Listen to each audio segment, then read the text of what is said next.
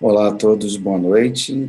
Com grata satisfação que eu estou aqui realizando esse nosso encontro sobre a forma de um seminário online, onde a gente pretende discutir um pouco as questões relativas ao futuro do mundo, novo mundo do trabalho, né? E uma educação que é necessária para essa formação, né? Para que você tenha condição de se preparar com uma qualidade melhor para enfrentar os desafios impostos pela modernidade. Muito boa noite a todos. Eu me chamo José Luiz Esteves, né, o professor Esteves, ou José Esteves. Sou professor doutor na área de administração, CEO da Exponentiales, e trago comigo alguns guarda-chuvas, entre os quais o dia associado, né, de estratégia educacional do Grupo Somave, que trabalha a expansão da rede EAD Unicesumar em Minas Gerais, também como representante, né, regional da diretoria da ANITEC, que é a Associação Nacional de Inovação no Trabalho e Educação Corporativa. Mais recentemente recebi um convite, né, que foi aceito para também atuar como membro da Rede Latino-Americana de Transformação Digital, capitaneada pelo querido Gonçalo Ibarra, no Chile. Também, recentemente, recebi um convite para me juntar a um grupo muito interessante e muito, como eu posso dizer, apropriado para esse momento que a gente está vivendo de grandes mudanças e transformações no âmbito do trabalho, que é o da Associação Brasileira de Mentores de Negócio. Recebi um convite do meu dileto amigo, né, Miguel Passos, e estou aqui agora também junto com a ABMEM, a Associação Brasileira de Mentores de Negócio. Enfim, é uma grande satisfação poder estar conversando a respeito de um assunto que eu acho que é fundamental para o momento que nós estamos atravessando hoje. Quando fazemos uma visita aos últimos 30, 40 anos da nossa sociedade brasileira, e nós entramos em dois espaços distintos. O primeiro espaço, uma sala de aula, e o segundo espaço, uma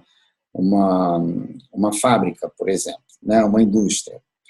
Quando nós nos projetamos no passado, 30 e 40 anos, nós vamos de encontro a uma sala de aula, naquele perfil tradicional que todos nós conhecemos, né, professor à frente, alunos recebendo uma informação quase sempre na quase totalidade de forma expositiva, mas a sala cheia de alunos.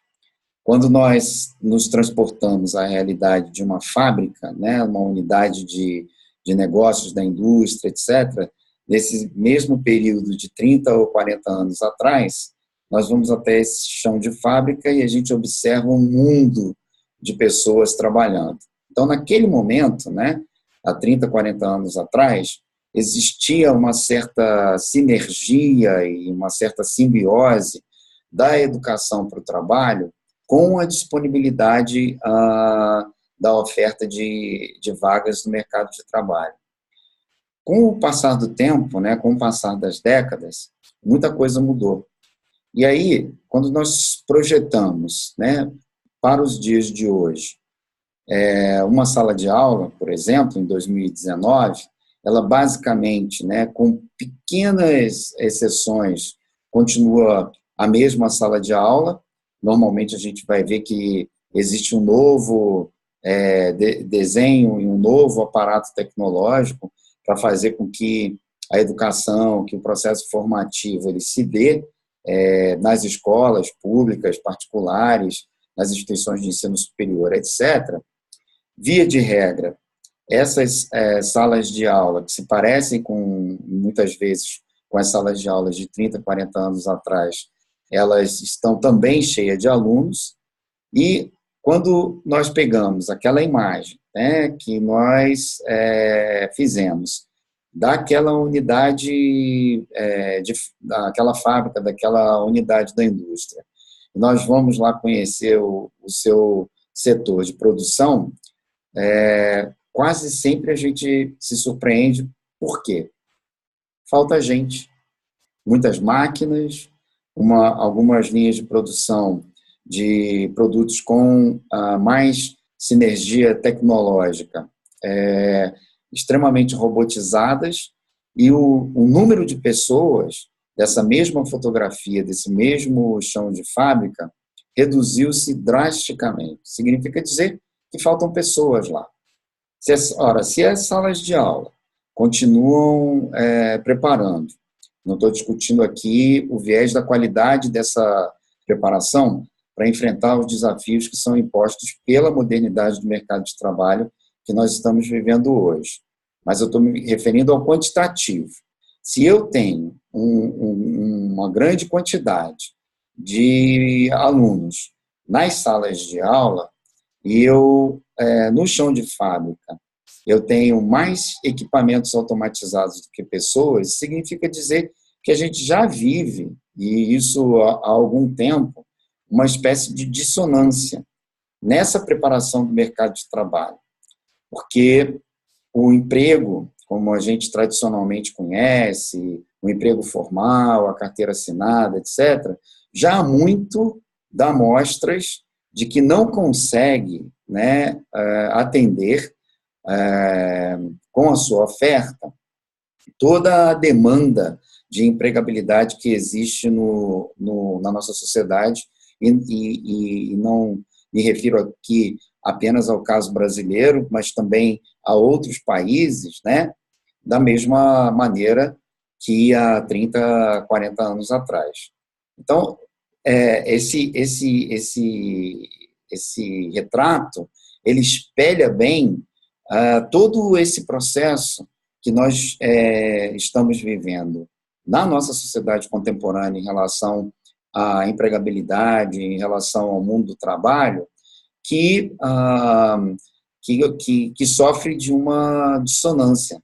Eu, ao mesmo tempo que continuo a formar em diferentes áreas, né, em diferentes áreas profissionais, centenas de milhares de milhões de pessoas, tenho como contraponto uma redução contínua na oferta de postos de trabalho. Quando a gente pega, por exemplo, o caso brasileiro, que é mais fácil para que todo mundo consiga interpretar, porque, via de regra, nós que estamos participando desse encontro aqui, estamos vivendo no Brasil, e nós vemos as informações que nos chegam dos números, por exemplo, de desempregados que existem hoje, né, em 2019, no Brasil, ainda que eles sejam discutíveis, porque muita gente diz que é um número maior do que aquele que a gente tem a percepção, a sociedade tem a percepção, que é um número ainda maior do que aquele que é divulgado oficialmente. Os experts e os especialistas, eles concordam que é alguma coisa entre 13 e 16 milhões de pessoas desempregadas. Muito bem. Vamos fazer aqui um paralelo, né, um recorte em relação à questão da educação, né, a educação para o trabalho, o mundo da educação. Hoje, em 2019, no Brasil, nós estamos convivendo com uma população, por exemplo, de analfabetos, e eu não estou me referindo aos analfabetos digitais, eu estou me referindo ao analfabetismo tradicional, aquelas pessoas que não têm, não tiveram por alguma razão, e não têm ainda por alguma razão, entre várias possíveis razões, acesso a uma educação, ainda que básica, né? Se nós pegássemos esse contingente de pessoas desempregadas, né, e fôssemos somar ao contingente de pessoas que são analfabetas, e esses números eles são bem parecidos, o último censo nos dá conta de que nós temos uma população de aproximadamente 12 a 13 milhões de pessoas vivendo no analfabetismo, nós já estaríamos catapultando, de alguma forma, né, a realidade da empregabilidade como uma dificuldade presente para um número que está entre 24 e 27 milhões de pessoas no Brasil. E isso é extremamente grave e isso é extremamente preocupante. E a minha preocupação em relação a tudo aquilo que a gente está vivendo, tudo aquilo que a gente experimenta nessa nova realidade do trabalho, em que pese, por exemplo, nós estamos de passagem, né, sermos contemporâneos a essa era da chamada gestão do conhecimento e estamos vivendo a transformação digital, uma transformação digital que ocorre na sociedade como um todo e que tem reflexos muito intensos na empregabilidade e no mundo do trabalho, como a maioria de vocês já se deu conta, né? A minha preocupação ela se torna ainda maior, porque logo, se a gente tem a ponta desse iceberg, né, de pessoas que estão atualmente desempregadas, e a gente soma, né, a esse contingente as pessoas que não têm nenhum nível de escolaridade, são analfabetas, a gente chega a 25, 26, 27 milhões de pessoas. Mas logo abaixo desse iceberg, né, onde normalmente, como no iceberg se localiza o maior volume de pessoas, no caso da sociedade brasileira, a gente fala abaixo dessa linha, onde estão cerca de 200 milhões de brasileiros, minha preocupação é ainda maior, porque existe um grande contingente, né, que está exatamente abaixo dessa linha da água, composto por talvez um número que nós ousamos, né, admitir que seja algo entre 50 e 60 milhões de pessoas que estão preparadas para enfrentar os desafios da modernidade de toda essa velocidade com a qual a gente está vendo ser impactado o mundo do trabalho e a consequente empregabilidade. Significa dizer que uma boa parcela daquelas pessoas que estão no dia de hoje empregadas, amanhã ou depois tem a grande possibilidade de não continuar empregado. Agora imaginem, né, se todo esse contingente de pessoas sobe à superfície, e isso pode acontecer, a gente sabe, essa ruptura já vem acontecendo no mundo do trabalho em relação ao emprego formal há bastante tempo, mas se esse grupo ele se eleva também à superfície para se juntar aos atuais desempregados, né, e as pessoas que não têm nenhum nível de escolaridade, são analfabetas, a gente está falando de um contingente de 70 a 80 milhões de pessoas sem nenhum tipo de perspectiva a médio e a longo prazo, salvo se o Brasil corrigir o seu curso, e hoje, pelo que eu estou observando, isso tristemente não é a realidade, e vamos correr o risco sério de que 1 em cada 3 brasileiros não tenha acesso ao emprego. E isso, que pode parecer assustador, certamente vai ter como contraponto algo que já está existindo e que é um fenômeno global que alcança todos os jovens, como, por exemplo, a Organização Mundial do Trabalho. Ela divulgou dados no ano passado que davam conta que o público jovem, aquele que está situado naquela faixa que vai dos 16 até os 24 anos, nós temos já cerca de 1/3 da população de jovens no mundo sem trabalho, sem emprego. Então, é mais do que necessário, né? É urgente que o processo de formação para esse novo mundo do trabalho, ele possa ir de encontro a tudo aquilo que se descortina em termos da necessidade de nós redesenharmos a maneira pela qual nós lidamos com as nossas competências e as nossas habilidades para o mundo do trabalho.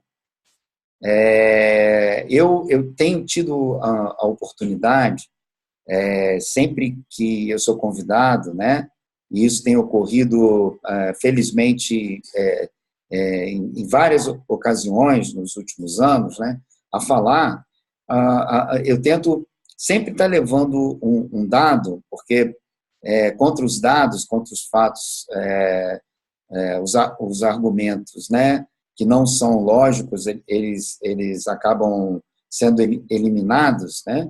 Mas a lógica diz que nós temos que nos preparar de uma forma diferente, principalmente de uma forma diferente daquela a qual nós vemos fundando o nosso processo de formação para o mundo do trabalho. Hoje em dia, se fala muito em coisas como, por exemplo, soft skills, né? Que seriam aquelas habilidades socioemocionais que estão em falta, e elas estão em falta nos níveis básico, intermediário e executivo da força de trabalho, né? E, por exemplo, entre essas habilidades que estão em falta, uma que sempre nos deparamos com ela, basta participar, por exemplo, de um processo seletivo que ela vem logo à tona, né? E a capacidade de trabalhar em equipe, ela é praticamente a antítese daquilo que nós tivemos no nosso processo de escolarização, no nosso processo de formação. Porque sempre houve um privilégio no nosso modelo educativo de valorizar um indivíduo. 90% ainda do processo de avaliação, ele se dá com base no desempenho do indivíduo e não no desempenho de equipes, né? A nota individual ainda é uma referência forte, tanto no sistema educativo, quanto no próprio sistema, nos próprios modelos de avaliação, por exemplo, de desempenho corporativos, que nós ainda temos sendo testados nos dias de hoje. Ainda bem que algumas empresas, né, foram pioneiras e elas se tornaram, inclusive, referência nesse sentido, de fazer uma disruptura para acolher uma maneira, né, de reinterpretar a competência e a habilidade humana dentro da sua estrutura organizacional como sendo fruto da construção conjunta do conhecimento, né?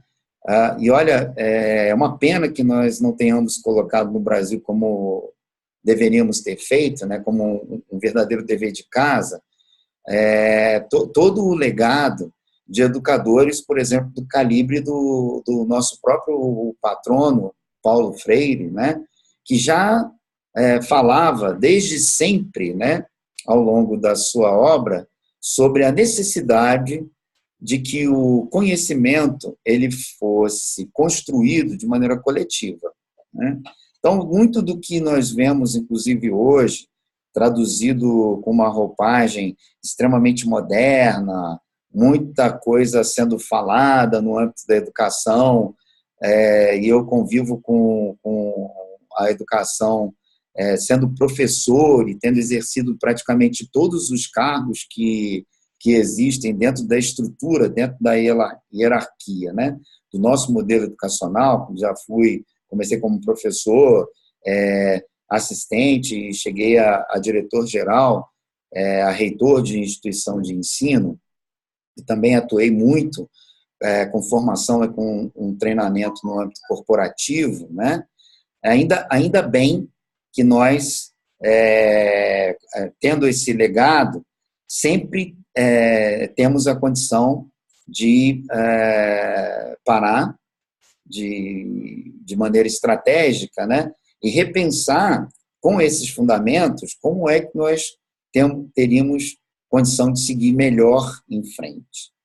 Bom, eu falei aqui, dei essa introdução, né, que mostra um pouquinho o quadro que se apresenta e que tem a ver, por exemplo, com o nosso mote, né, como vocês podem ver aqui, da Exponentialis, educar para o futuro, né, trabalhar o processo de uma educação transformadora começa por entender onde é que estão os gaps da educação, da maneira como nós a estamos vivendo, da maneira como nós a estamos experimentando enquanto sociedade, para propor alternativas, né, de que ela possa transpor as suas dificuldades e alcançar, né, com qualidade o seu objetivo, que é formar e capacitar o indivíduo em todas as áreas em que o indivíduo estiver suscetível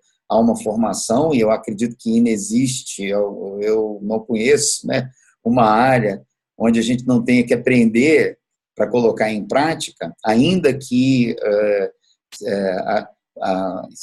que nós falemos hoje de uma experiência de viver o aprendizado na prática, né? Modelos que não são novos, por exemplo, quando a gente fala da formação para o mundo do trabalho, logo vem à nossa cabeça estruturas como o SENAC. Eu tive a oportunidade de trabalhar como superintendente educacional no SENAC Minas no período de 2017 e 2018, né? Ou o SENAI, ou o SENAR, enfim, aquilo que a gente conhece como Sistema S, que é um modelo de educação que está posto aí há mais de 70 anos, né? E que tem no seu DNA, no seu nascedouro, exatamente a necessidade de criar uma aprendizagem voltada para a prática profissional. Mas mesmo dentro dessas estruturas, no caso, por exemplo, do SENAC, a gente vive hoje a realidade, né, da implantação daquilo que se chama de MPS, do modelo pedagógico do SENAC, que nada mais é do que uma desconstrução, um rearranjo criativo, né, dessa premissa de educar na prática, que é uma premissa que acompanha esses centros de formação, que são centros de excelência, né, mais adequada, né, e calibrada pela modernidade. Porque não se poderia construir, talvez, um modelo diferente, tendo como pressuposto, né, uma cultura em que o conhecimento se dá através de um oráculo, que pode ser o professor, que pode ser o patrão, o chefe, né? E do aluno, né, desse oráculo, ou trabalhador, no caso, por exemplo, de uma empresa que está apoiando a formação na prática do indivíduo, né? E nós estamos mergulhados nessa realidade naquele momento, né, em que se é contemporâneo a transformação e a mudança, se ignora muita coisa. E eu falo de uma ignorância stricto sensu, não é uma ignorância no sentido mais amplo da palavra, que é o sentido de ignorar mesmo.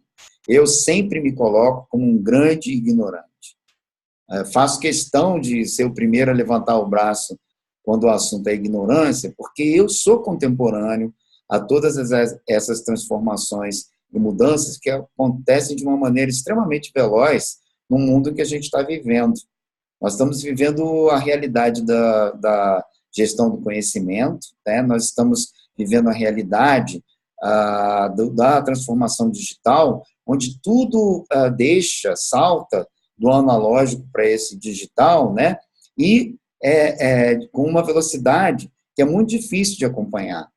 Eu comungo, né, de uma corrente, e eu defendo muito a corrente, que diz que nós não temos que estar preocupados com a transformação e com a mudança. Pode soar estranho, mas como seres humanos, né, eu sempre enxerguei a nossa grande capacidade de nos adaptarmos a transformações e a mudança, mesmo a grandes transformações e a grandes mudanças. A maior maravilha, né, desse contexto onde a gente professa essa adaptabilidade está realmente no fato de que um dia nós fomos embriões, né, antes, inclusive, fomos gametas, né, masculino e feminino. Quando eles se encontram, nós nos tornamos embriões e somos muito diferentes do que aparentamos hoje. Quer dizer, então, nós, a epopeia, né, da vida humana, ela já é um vestibular de preparação contínua para a transformação que se dá logo adiante, quando a gente vai avançando na nossa própria escala evolutiva. Mas tem uma coisa que eu realmente não posso negar e que eu diria que hoje é a minha principal preocupação. Não acredito que a maioria das pessoas ainda se dê conta dessa velocidade e, por não se dar conta dessa velocidade, porque a velocidade, né, da transformação é praticamente o produto final que a gente vê passando na nossa frente como se fosse um filme, né? Ou como se fosse uma novela da vida real, e por não estarmos, né, com uma noção bem ajustada, bem equalizada dessa velocidade, somos incapazes de lidar com ela da maneira como nós deveríamos lidar.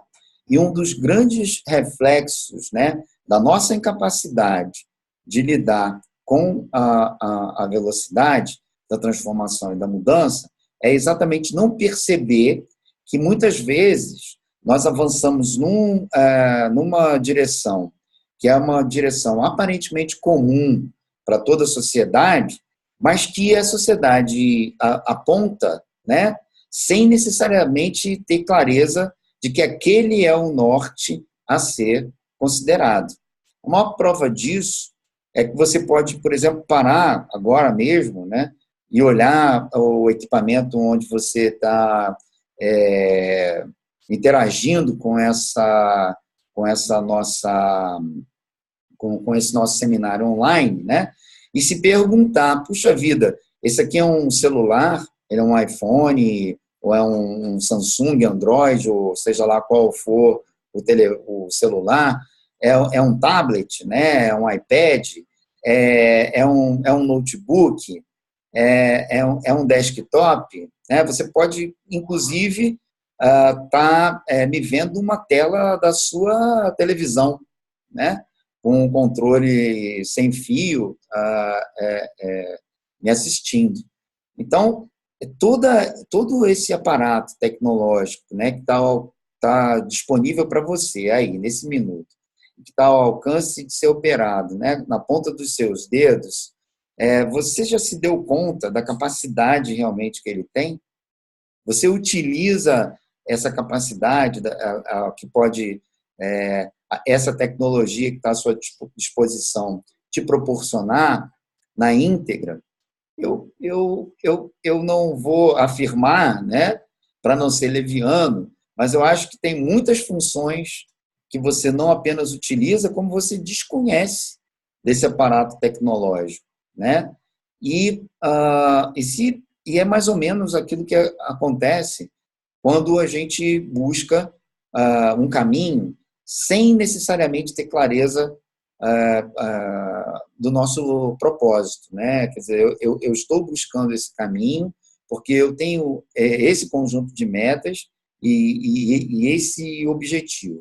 É o objetivo de formação, é o objetivo que está relacionado ao emprego, ao trabalho, é o objetivo espiritual, seja lá qual for o objetivo, ele precisa estar calcado no propósito.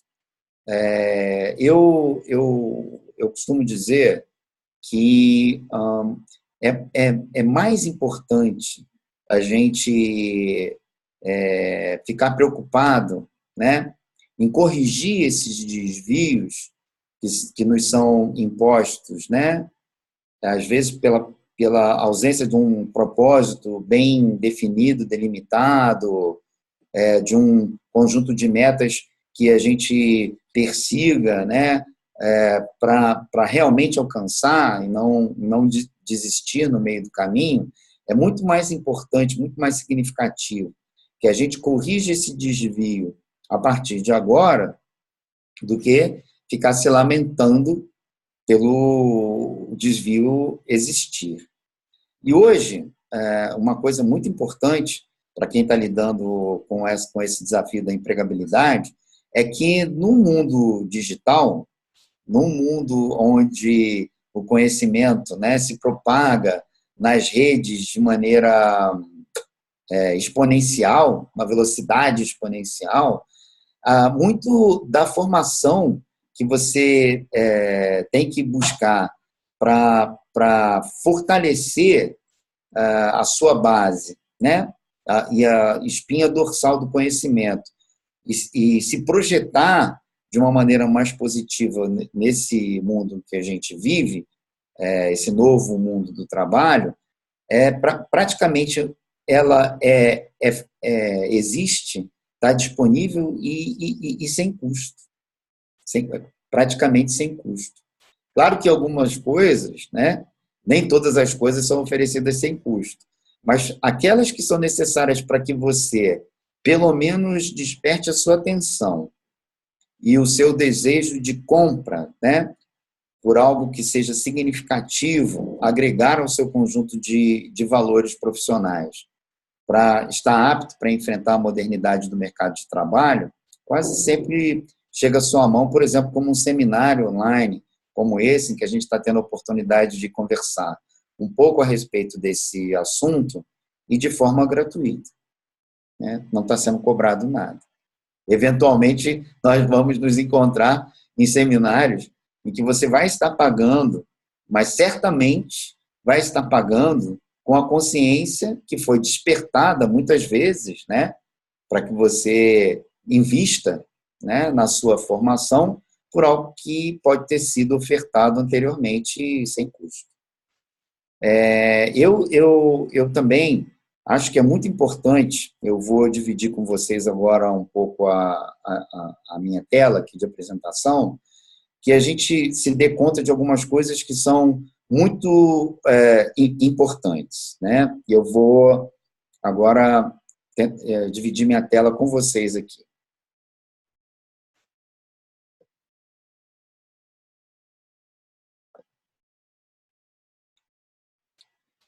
Tá todo mundo vendo aí?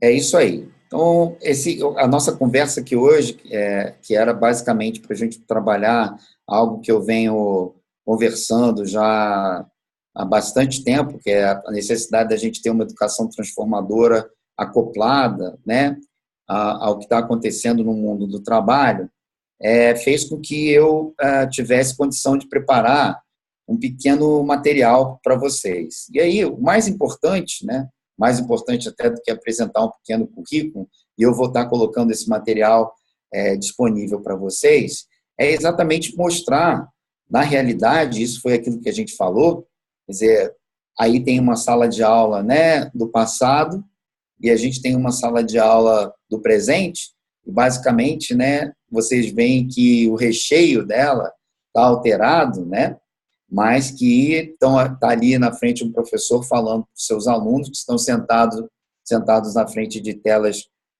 de computadores, mas que o grande choque é quando a gente olha, por exemplo, né, lá no passado, para cada máquina um monte de pessoas, e a gente vai observar, por exemplo, nos dias de hoje, né, que tem muita máquina que precisa de muito pouca gente, e algumas máquinas já não precisam de mais ninguém para serem operadas, né?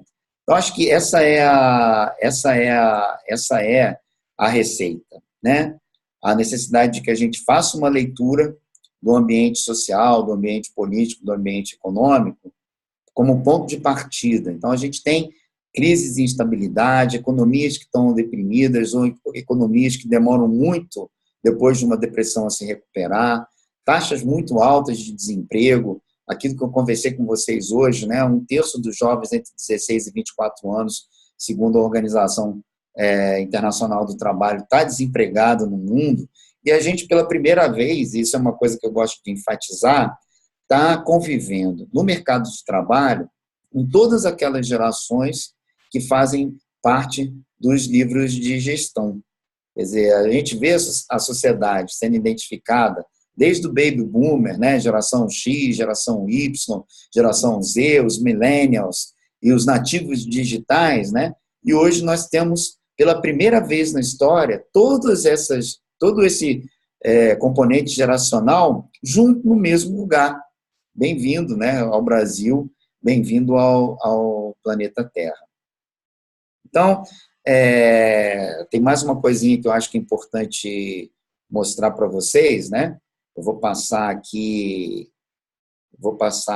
rapidamente, né?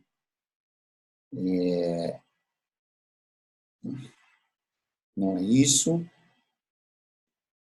Perdão. Não é esse que eu quero, não.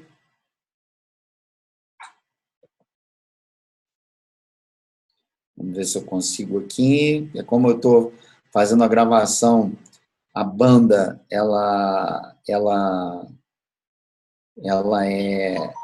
a banda ela é um pouquinho mais lenta, né? Mas a gente chega lá. Vamos retomar aqui rapidinho, correndo aqui com tempo, né? Até aqui o Drive.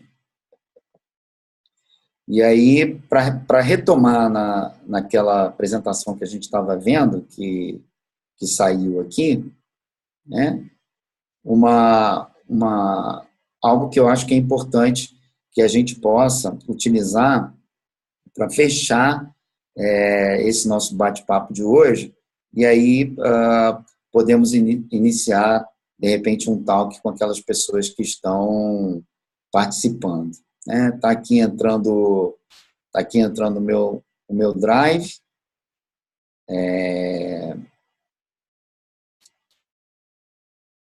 Um pouquinho lento, porque nós estamos fazendo também essa transmissão de vídeo ao vivo, né? Está chegando aí. São duas transparências, dois slidezinhos que eu gostaria de mostrar para vocês, que eu acho que eles resumem bem aquilo que é necessário, né? Que é necessário para nós.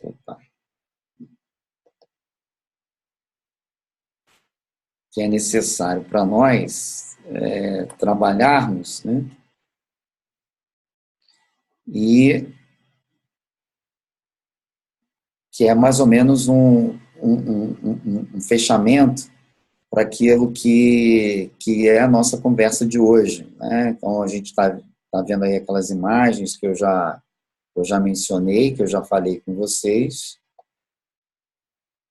Em algum momento, a gente precisa parar, né? Esse material aqui não tem necessidade da gente ver, eu vou passar na apresentação. Esse material aqui, eu acho que tem. Quando a gente vê aqui, por exemplo, espero que todos vocês estejam vendo, né, a importância do ensino superior para fins, por exemplo, de que a gente tenha condição de criar uma progressão em relação a essa importância ainda, porque eu estou vendo muita gente discutindo sobre o fim do diploma, que as empresas já não estão querendo mais empregar, o diploma já não tem mais valor, e eu estou querendo apenas trazer vocês para a realidade de que isso é algo que não está projetado da forma como está se falando, né? Ainda é muito incipiente, e o que está valendo ainda mesmo, no Brasil, por exemplo, como vocês podem ver aqui um trabalho comparativo que é feito com países da OCDE, quem tem diploma, por exemplo, de nível superior, ganha mais que o dobro do trabalhador do ensino médio. Então, essa é uma informação importante para trazer para que vocês possam também julgar com um elemento de valor. Olha só esse gráfico aqui, ó, impacto na empregabilidade, ou índice de desocupação por grau de instrução em termos percentuais, como é maior para aquelas pessoas que têm uma formação menor. E aí são aquelas competências, né, para o novo mundo do trabalho, que é resultado de uma pesquisa que é feita com as empresas. Então, o que as empresas de hoje querem contratar? Querem contratar pessoas com as chamadas soft skills, né, que tenham foco no cliente, que sejam colaborativas, que gostem de aprender de forma contínua e permanente, que tenham habilidade para compreender a complexidade da organização, e isso vale, inclusive, que tenham habilidade para resolver cada vez mais problemas que são mais complexos, né? Quer dizer, coisas que não chegam a ser um teorema de Fermat, para usar um grau assim de complexidade que é praticamente absoluto, né? Porque a gente tem alguns problemas de matemática, independente da gente ter atravessado a transformação digital, da gente ter supercomputadores e inteligência artificial, que ainda não foram resolvidos, mas, continuando, que sejam colaborativas, que saibam, as pessoas precisam ser colaborativas, trabalhar bem em grupo, precisam ser flexíveis, saber se adaptar às mudanças, precisam suportar, em algum nível, o trabalho sob pressão, né? Ter uma comunicação eficaz, se orientar para resultados e serem líderes das suas equipes, que saibam motivar, gostem de ser motivadas, né? E que também saibam motivar. Eu pego aqui também um dito, né? Que eu coloco essa imagem só para fazer uma brincadeira e confundir com vocês, porque aí está o Steve Jobs, né? Segurando um MacBook, e tem uma seguinte frase, olha, muitas coisas não ousamos empreender por parecerem difíceis, entretanto são difíceis porque não ousamos empreender. E logo você associa isso a esse gênio, porque Steve Jobs foi realmente um gênio, né? É um gênio ainda, muita coisa que ele construiu está aí. Mas, na verdade, muitas coisas a gente não ousa empreender porque parecem difíceis e são difíceis porque a gente não ousa empreender, graças a Sêneca, que é um filósofo, né? Que viveu na era anterior à cristandade, né? Então, ele nasceu no ano 4 antes de Cristo e morreu no ano 65, né, do nosso calendário. Então, para você ver que empreender, a necessidade de empreender é uma necessidade que não é uma necessidade dos dias de hoje. Sêneca, antes de Cristo, já falava como é importante a gente empreender e a gente inovar.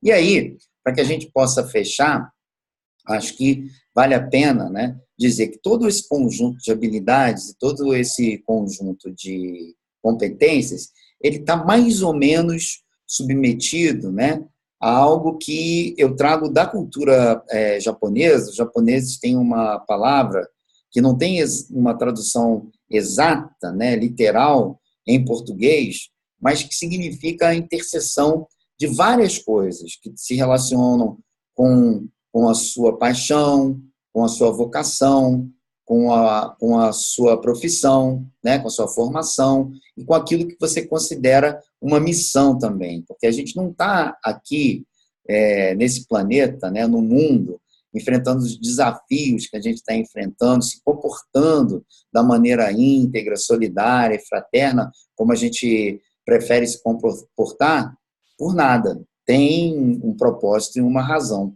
Então, tudo aquilo em que você é bom, aquilo que você ama, tudo aquilo que o mundo precisa e aquilo pelo que você pode ser pago, todas essas dimensões acabam criando um ambiente, né, nas suas diferentes interseções, e é aquilo que os japoneses chamam de Ikigai. Então, eu acho que é mais ou menos isso, né? E aí eu vou parar com vocês de compartilhar a tela, só para dizer exatamente que, independente de qual seja, né, o desafio, é muito importante que você se lance com todo o vigor e com toda a sua competência a enfrentá-lo. Não desanime, não desista, né? E tem algumas coisas que eu acho bacana para finalizar, compartilhar com você. Como vocês sabem, eu fundei uma EduTech, que é a Exponentialis, que está aqui, né, atrás de mim, com esse lema de educar para o futuro. E a ideia, entre outras coisas, é diminuir o gap que existe, né, entre a educação formal, privada, e a educação pública. Esse é algo que eu estou abraçando como uma espécie de legado. Eu, que sou professor há 30 anos, né, no ensino superior, e vejo com muita preocupação o atual estágio da educação pública no Brasil e todas aquelas facilidades e todo o empreendedorismo e inovação que está rapidamente disseminado e ao alcance das instituições educacionais que são privadas, não públicas, né? Então, eu tenho me lançado, né, no trabalho de tentar o máximo possível, com apoios os mais diversos, né, diminuir esse gap, e não deixar que a transformação digital e o conhecimento aumente ainda mais esse gap. Estamos falando, por exemplo, da educação pública com escolas, segundo o levantamento do mais recente, cerca de 40% das escolas públicas não tem água potável, não tem uma rede de esgoto, não tem sequer um banheiro dentro da sua instalação física para ser colocado a serviço dos alunos. Então, a gente fala muito a respeito da transformação digital, mas em termos de educação, há muitas coisas que precisam ser feitas para que a gente possa caminhar para uma educação transformadora e democrática, que não necessariamente tem a ver com a transformação digital, que ainda tem a ver muito com uma cultura e um investimento na educação pública que não é baixo, é verdade, se a gente fizer uma comparação do Brasil com outros países da OCDE, mas que é muito mal administrado e muito mal gerido, né? E a Exponentialis também quer ser uma plataforma, né, para que você possa atuar com ideias e com projetos em benefício de uma educação transformadora. Então, entra dentro do site www.exponentialis, né, com X, exponentialis.com.br, e já tem uma série de coisas que você vai poder usufruir lá. Estou ofertando para todas as pessoas que acessarem a página um curso de empreendedorismo do Senai EAD, com 14 horas de duração e certificado totalmente gratuito, né? Tem a possibilidade, né, de você também acessar o link para o meu e-book, que foi lançado ontem, né, um e-book a respeito de como inovar, um guia, né, para inovar e empreender na empresa, e que ele está disponível para ser adquirido por um preço muito simbólico, mas também está disponibilizado para ser acessado e lido online, gratuitamente, por todas as pessoas. E a oportunidade de seminários e de outras oportunidades, como os eventos, por exemplo, da Feira da Empregabilidade, que estão ocorrendo pelo Brasil. Eu estive participando de 2 em São Paulo, voltei fui no final de semana passado em Curitiba, num grande evento que foi sediado na Unicesumar Campus Portão lá, onde tivemos a oportunidade de estar com um grupo gigante de profissionais extremamente capazes, que estão doando o seu tempo e o seu conhecimento exatamente para apoiar você nesse momento em que a gente está vendo grandes dificuldades para a empregabilidade no mundo que está velozmente em transformação. Então, vamos manter contato, né? O meu